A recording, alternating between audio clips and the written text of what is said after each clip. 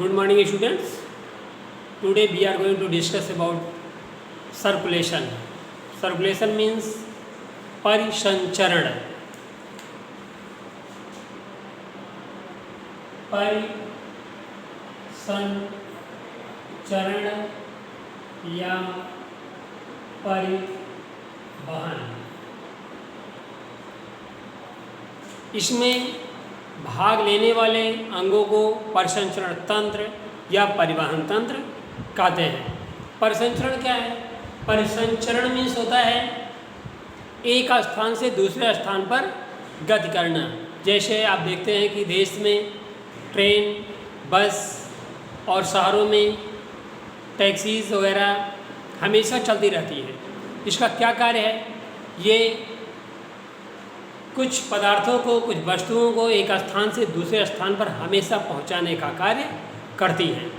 इन्हें परिवहन तंत्र या परिवहन विभाग कहते हैं.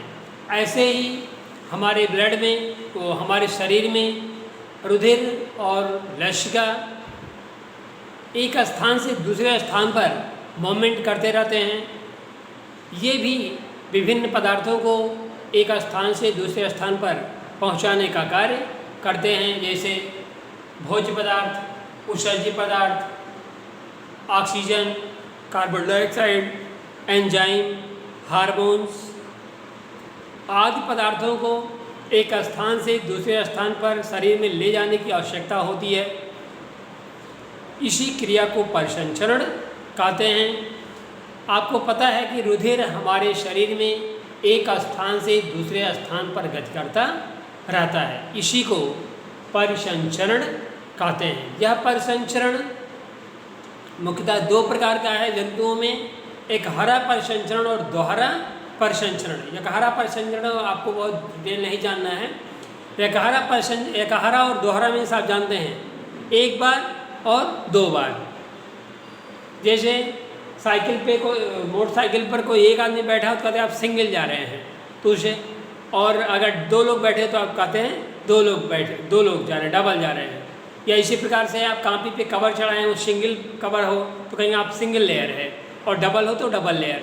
इसी प्रकार से अगर सर्कुलेशन एक बार होता है तो उसे कहते हैं सिंगल सर्कुलेशन, और अगर सर्कुलेशन दो बार होता है तो उसे कहते हैं डबल सर्कुलेशन. हम इसका एक एक्सप्लेन करेंगे. ये देखिए आप, टू चैम्बर हार्ट, जैसे फिश होती है, फिश में एक ऑर्किल, ये ऊपर ऑर्किल होता है ऑलेंड, नीचे वेंट्रिकल होता है नीले. इनमें सिंगल सर्कुलेशन होता है. वो कैसे? वेंट्रिकल जो होता है, थोड़ा आप जाने, अभी डबल सर्कुलेशन हम डिटेल पढ़ाएंगे. वेंट्रिकल होता है डिस्ट्रीब्यूटिंग चैम्बर. ये मीन्स भेजता है ब्लड को. एक बार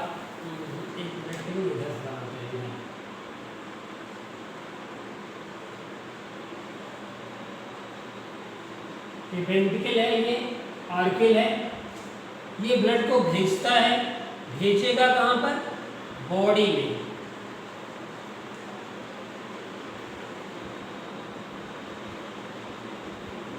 ये भेजेगा गिल्स में,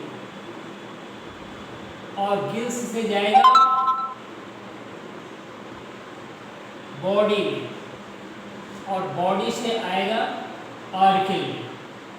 यहाँ गिल्स में ऑक्सीजन, गिल्स, फिश में गिल्स वही काम करता है जो हम लोगों में लंग्स कार्य करता है, मीन्स रेस्पिरेटरी ऑर्गन होता है. ये ब्लड में ऑक्सीजन डालता है और CO2 को निकालता है. बॉडी सेल्स इसका उल्टा काम करती हैं.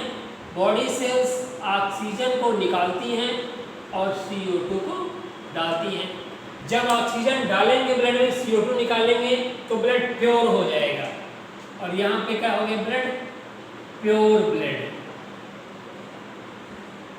और जब CO2 डालेंगे, O2 निकालेंगे तो ब्लड इम्प्योर हो जाएगा. इसलिए यहाँ पे क्या हो जाएगा? Impure blood. और देखिए यहाँ पे इम्प्योर ब्लड आएगा, यहाँ पे भी इम्प्योर ब्लड आएगा, और यहाँ पे इम्प्योर ब्लड होगा. प्योर ब्लड या deoxygenated blood. Pure blood means oxygenated blood. अब देखिए, एक साइकिल को पूरा करने में हार्ट केवल एक बार ब्लड केवल एक बार हार्ट का चक्कर लगा रहा है, इसलिए इसे सिंगल सर्कुलेशन कहते हैं। अभी आप सिंगल सर्कुलेशन देखिए, आप इस साइकिल में ब्लड एक साइकिल पूरा करने के लिए केवल एक बार हार्ट में जाता है, इसलिए इसे सिंगल सर्कुलेशन कहते हैं। अभी आप डबल सर्कुलेशन में देखेंगे कि एक कंप्लीट सर्कुलेशन पूर्ण करने के लिए 2 बार हार्ट में जाएगा, इसीलिए उसे डबल सर्कुलेशन कहते हैं। उसको देखने का प्रयास करें। यह 2 चैम्बर हार्ट एनिमल्स जैसे फिशेस आदि में पाया जाता है। डबल सर्कुलेशन मेनली हम लोगों में और रेप्टिलिया में, मैमल्स में, रेप्टिलिया, मैमल्स और एबीज में पाया जाता है। देखिए क्या होता है, डबल सर्कुलेशन में 4 चैम्बर या 3 चैम्बर हार्ट के जो एनिमल्स होते हैं, ये देखिए आप, ये है राइट ऑर्किल, ये लेफ्ट ऑर्किल, ये राइट वेंट्रिकल, ये लेफ्ट वेंट्रिकल। राइट ऑर्किल में थोड़ा ध्यान देंगे आप, राइट ऑर्किल में बॉडी से ब्लड आता है। आपके हार्ट में 4 चैम्बर होते हैं। 4 चैम्बर में देखिए, 2 ऑर्किल ऊपर की तरफ, 2 वेंट्रिकल नीचे की तरफ, right auricle, left auricle, right ventricle, left ventricle. किसमें ब्लड कहाँ से आता है और किससे जाता है, कहाँ जाता है, ये आप यहीं से याद रखेंगे। वेंट्रिकल ब्लड को भेजता है, दैट इज डिस्ट्रीब्यूटिंग चैम्बर, और ऑर्किल ब्लड को रिसीव करता है, ये रिसीविंग चैम्बर कहलाता है। इधर लिख दीजिए आप लंग्स। देखिए आप, लंग्स से ब्लड आएगा इसमें और बॉडी से ब्लड आएगा इसमें, ये दोनों हुए रिसीविंग चैम्बर। फिर ये ब्लड इधर फुल होता है, यहाँ आता है, ये राइट वेंट्रिकल से ब्लड भेज दिया जाएगा लंग्स में और लेफ्ट वेंट्रिकल से ब्लड भेज दिया जाएगा बॉडी में। ये देखिए अब आगे लंग्स में क्या होगा, लंग्स में O2 एंट्री करेगा और CO2 बाहर निकाला जाएगा। ये ब्लड हो गया प्योर ब्लड। यहाँ देखिए, यहाँ और यहाँ पे प्योर ब्लड आता है। अब लेफ्ट ऑर्किल और लेफ्ट वेंट्रिकल में प्योर ब्लड आएगा, फिर यहाँ निकलेगा, तो यहाँ भी देखिए प्योर होगा, ये होता है प्योर ब्लड। फिर यहाँ आपको अभी बताया गया था डबल सिंगल सर्कुलेशन में, यहाँ पे O2 निकाल लिया जाएगा और CO2 डाल दिया जाएगा, जिससे ब्लड इम्प्योर हो जाएगा, इम्प्योर ब्लड। और यहाँ आएगा, देखिए इन दोनों चैम्बर में इम्प्योर ब्लड रहेगा, फिर यहाँ से जब निकलेगा तो यहाँ भी कैसा होगा, इम्प्योर ब्लड, ठीक। और यहाँ लंग्स में पहुँचेगा, फिर प्योर होगा, और फिर यहाँ पे प्योर ब्लड, फिर इन दोनों में प्योर ब्लड। अब अगर आप कंप्लीट सर्कुलेशन बात करें, सर्कुलेशन में या परिसंचरण में चक्र कंप्लीट होने का मतलब होता है कि जहाँ से आपने शुरू किया वहीं आप पहुँचिए। आप देखिए, कहीं से शुरू कीजिए, बॉडी से शुरू किया हमने, हार्ट में आए, फिर निकले, फिर लंग्स में गए, और फिर हार्ट में आए, और फिर बॉडी में पहुँचे। इस तरह हम 2 बार हार्ट में गए, इसीलिए इसे डबल सर्कुलेशन कहते हैं। ऐसे ही लंग्स से शुरू करिए आप, लंग्स से शुरू करेंगे, हार्ट में आएंगे, और हार्ट से फिर निकल के बॉडी में गए, बॉडी से निकल फिर हार्ट में आए और तब लंग में पहुँचे। मतलब एक कंप्लीट सर्कुलेशन पूर्ण करने के लिए हम 2 बार हार्ट में से होकर गुजरते हैं, इसलिए इसे डबल सर्कुलेशन कहते हैं।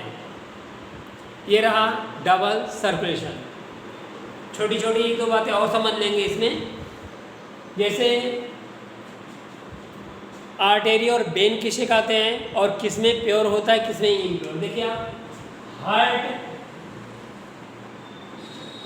और आर्गन,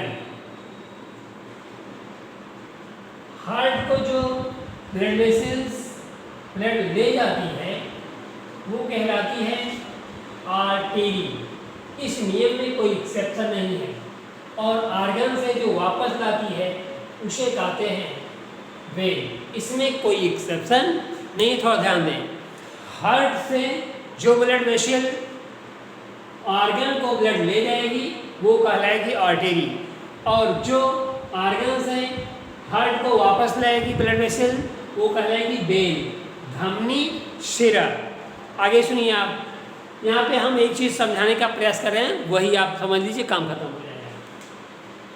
आर्टेरी में जनरली प्योर ब्लड होता है और इस नियम में केवल एक अपवाद है, वही अपवाद यहाँ आपको समझना है। और वेन में इम्प्योर ब्लड होता है, वही अपवाद यहाँ भी है। वेन में इम्प्योर ब्लड होता है और आर्टेरी में प्योर ब्लड होता है, ये आप याद रखें। एक केवल इस नियम में एक एक्सेप्शन मीन्स अपवाद है, वो कैसे देखिए आप। अब इसको हम मिटा दें, नहीं तो यहाँ पे कुछ और लिखना है। पल्मोन मीन्स होता है लंग। क्या होता है? पल्मोन मीन्स लंग। आर्टेरी जो ब्लड ले जाती है लंग्स को, उसे कहते हैं पल्मोनरी आर्टेरी। इसे कहते हैं पल्मोनरी आर्टेरी। और जो वापस लाती हैं उसे कहते हैं पल्मोनरी वेन। हिंदी में था फुसफुस सिरा, फुफ्फुस धमनी।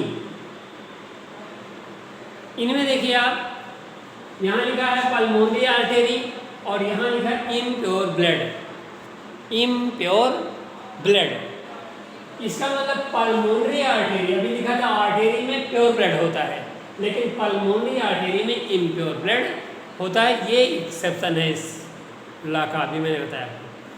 और पल्मोनरी वेन लिखा है, वेन लिखा है, यहाँ लिखा था वेन इम्प्योर ब्लड। वेन में इम्प्योर ब्लड होता है, लेकिन यहाँ देखिए ये लिखा पल्मोनरी वेन और नीचे लिखा प्योर ब्लड। इसलिए यही दो आपके इसमें नियम में अपवाद हैं। पल्मोनरी वेन में प्योर ब्लड होता है और पल्मोनरी आर्टेरी में इम्प्योर ब्लड होता है। ये हाई स्कूल लेवल के क्वेश्चंस में बहुत ही इंपॉर्टेंट है, पूछा जाता है अक्सर ये चीज़। अब आप होमवर्क नोट करें। परिसंचरण क्या है? परिसंचरण का क्या कार्य है? परिसंचरण तंत्र किसे कहते हैं? 11 परिसंचरण किन जंतु में पाया जाता है, स्पष्ट कीजिए। 12 परिसंचरण किन जंतुओं में पाया जाता है, स्पष्ट कीजिए।